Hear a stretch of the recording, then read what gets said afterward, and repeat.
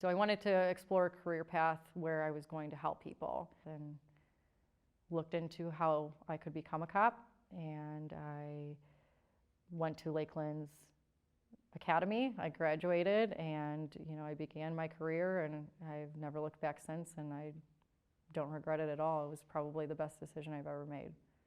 I think that having a not so perfect childhood has helped navigate things that are often looked over that are required in this job: empathy, compassion.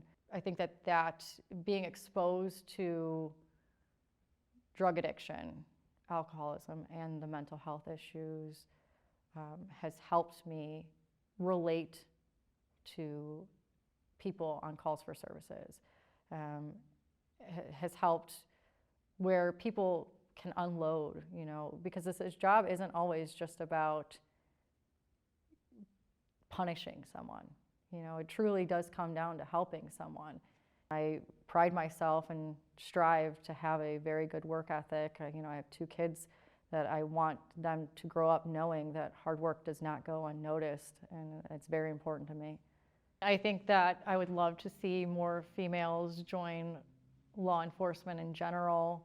I think that there is a place for us in the career, and unfortunately there was a period of time where women typically are not seen in this job field. So I would love to see that be a change. I think it's important that young girls know that they can be anything that they want, they can do anything that they want, they can go against what's typically expected of them. I would say, that the sky's the limit. You set your own limitations.